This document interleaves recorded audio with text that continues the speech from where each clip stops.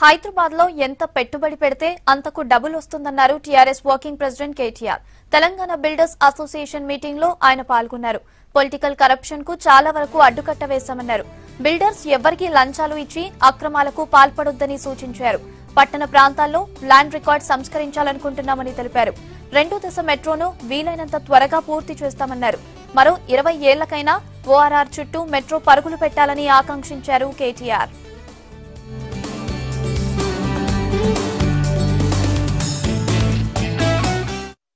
బిల్డర్గా ఎదగాలి అని కోరిక ఉన్నవాళ్ళు దయచేసి రిస్ట్రెయిన్ మెయింటైన్ చేయండి, సెల్ఫ్ రెగ్యులేషన్ చేసుకోండి. ఎందుకంటే ఎవరో టౌన్ ప్లానింగ్ వాళ్ళు వచ్చి బెదిరించాలి ఎందుకు? మీకు అవసరం ఎందుకు పడాలి అసలు? మనకి ఏ రకంగానైతే గౌరవ ముఖ్యమంత్రి గారి నేతృత్వంలో మొత్తం రెవెన్యూ రికార్డ్ అన్నింటినీ కూడా క్లెన్స్ చేసే పని చేశాము. ల్యాండ్ రికార్డ్ అప్డేషన్ పేరిట భూ రికార్డుల శుద్ధీకరణ కార్యక్రమాన్ని గ్రామీణ ప్రాంతాల్లో ఏదైతే చేశామో అదే స్థాయిలో, అదే పటుత్వంతో, అదే సంకల్పంతో గౌరవ ముఖ్యమంత్రి గారు పట్టణ ప్రాంతాల్లో ఉండే ల్యాండ్ రికార్డ్స్ విషయంలో కూడా చాలా చాలా పట్టుదలగా ఉన్నారు.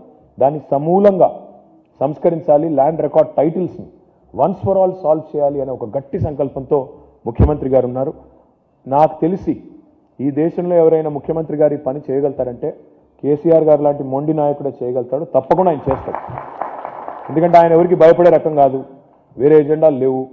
ఉన్నప్పుడు అవకాశం వచ్చినప్పుడు ఏమైనా పని చేయాలన్నదే ఎజెండా తప్ప వేరే లక్ష్యాలు కానీ, వేరే హిడెన్ ఎజెండాలు కానీ, వేరే రకమైన డిమాండ్లు కానీ, వేరే రకమైన ఒత్తిళ్లు కానీ ఆయన మీద ఏం పని చేయవు. ఇంకొక విప్లవాత్మకమైన పని కూడా మనం చేయబోతున్నాం. నిన్న మొన్న ముఖ్యమంత్రి గారు మాట్లాడుతూ ఉన్నారు, మీరు విని ఉండవచ్చు కొంతమంది. We are going towards the society, we are trying. ఇది చాలా కష్టతరమైన పని, నిజానికి చాలా పెద్ద రిస్క్ కూడా. ల్యాండ్ రికార్డ్స్ సంబంధించి ఈరోజు భారతదేశంలో ఏ రాష్ట్రంలో కూడా మీకు కంక్లూజివ్ టైటిల్ ఇవ్వరు. కంక్లూజివ్ టైటిల్ అంటే ఏంటి? కంక్లూజివ్ టైటిల్ అంటే ఏంటి అంటే ఈరోజు ఉదాహరణకి వెంకటరెడ్డి గారు నాకు ఒక ఎకరం భూమి అమ్మారనుకోండి, రింగ్ రోడ్డు దగ్గర ఎక్కడో అమ్మారనుకోండి. ఆయన అమ్ముతారు, నేను కొనుక్కుంటాను, ఇద్దరం పోతాము, రిజిస్ట్రేషన్ చేసుకుంటాము, తర్వాత మ్యూటేషన్ అవుతుంది, నా పేరు మీదకి ల్యాండ్ బదిలీ అవుతుంది. కానీ రేపు ప్రభాకర్ రావు గారు వచ్చి ఆ ల్యాండ్ నాది అని కోర్టుకు కేసు పోయారనుకోండి, నేనే డిఫెండ్ చేసుకోవాలి. వెంకటరెడ్డి గారిని అడగాలి, అయ్యా మరి ఇదేంటి కొత్తగా, ఇదేం పంచాయతీ అని అడగాలి.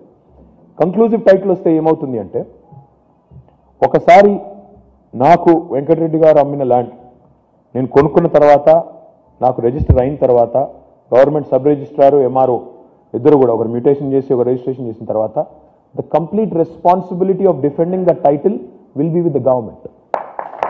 Complete responsibility.